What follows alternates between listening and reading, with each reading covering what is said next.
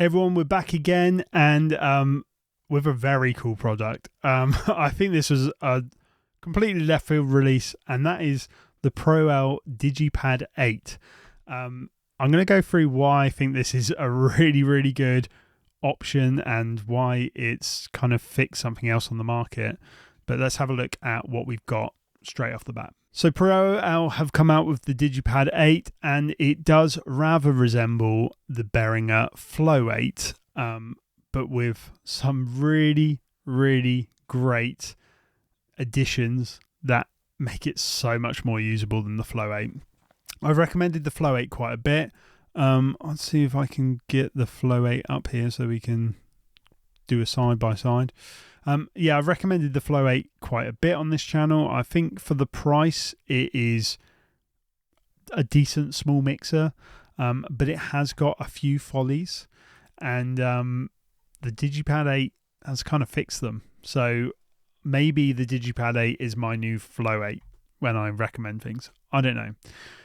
Big upgrades. Let's have a look at those first. So the main thing is it has motorized faders.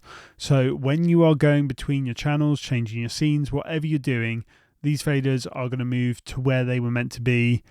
That is massive. That's really annoying on the Flow8. Having it do itself on the Digipad, almost worth all the money by itself. Before we get into anything else, that is a awesome feature. I love to see it. They've just done it. They've done a great job there. So they've got motorized faders. The next big upgrade is a touchscreen. So no longer is it all in app. With the Flow8, everything has to be in app. On this one, you've got a touchscreen. You can navigate and control it even if the app is down. So even if you can't do anything on the app, you can still control everything from this main screen. Great option. So much better than the Flow8. And the next big kind of upgrade in my eyes is that this USB-C. Now the Flow8 uses so they're both still USB, which is very useful for power, but the Flow8 uses an old USB Mini B and the big B for audio, and they're just so clunky and easy to break and annoying because everything is USB-C now. This has got USB-C. Like I said, huge upgrade for me. I think between those three things, yes, it is double the price of the Flow8. It is double the price of the Flow8.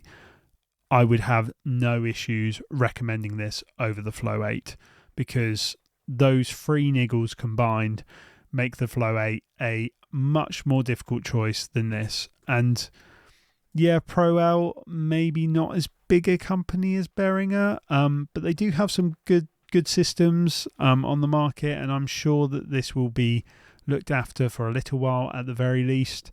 But yeah, those, just like I said, those things alone make this for me a much better buy over the Flow8, and I think I would recommend this over the Flow8. But let's have a look at what it can do. If you haven't seen the Flow8, maybe you've not seen the Flow8 and this is the first one of these mixers you've seen, let's have a look what options you get.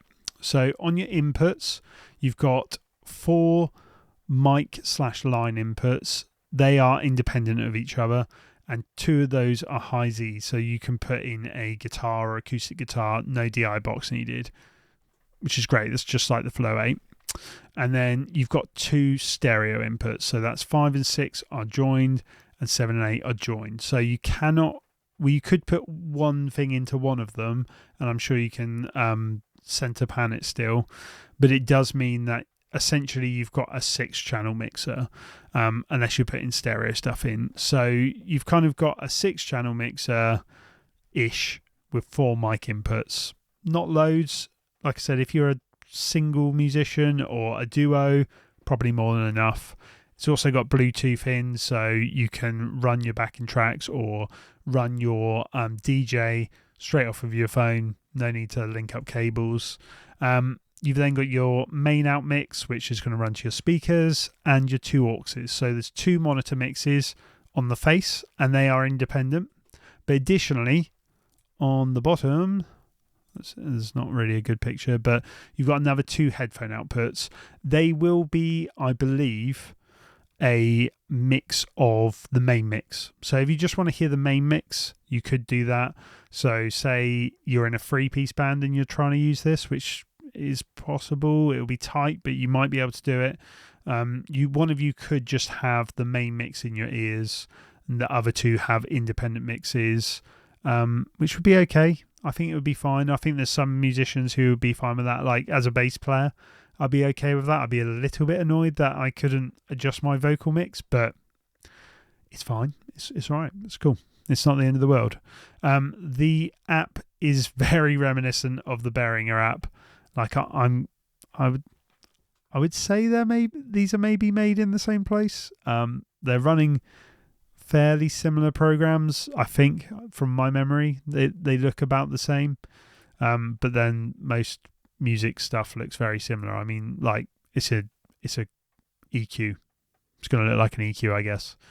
So I'm not entirely 100% certain on that, but yeah, there is something that's very reminiscent of the Behringer here, but really pushed forward, I think, in terms of what you get.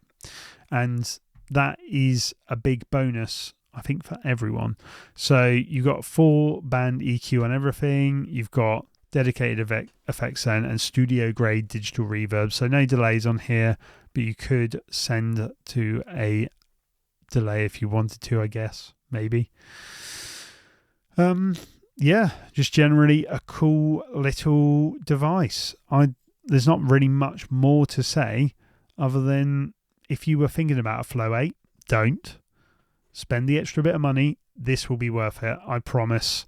You will kick yourself if you buy the Flow8 now, because you'll have to deal with all those little niggles, which are annoying, like having to use the app and the faders, having to ride them to find the right point that they were previously. Yeah, just buy this. This is so much better. Having that touch screen. Just, yeah. I know it's double the money. Just don't worry.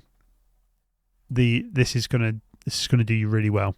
So if you're looking for a compact, usable, easy little mixer for probably duos and single musicians, solo musicians, I should say, I think this is the one.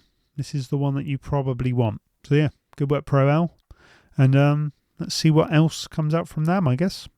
I guess I'll see you when there is something else. Or if not, check out one of my other videos. I'm sure it's floating around my head somewhere. Subscribe if you just want to see more of this content. And until later.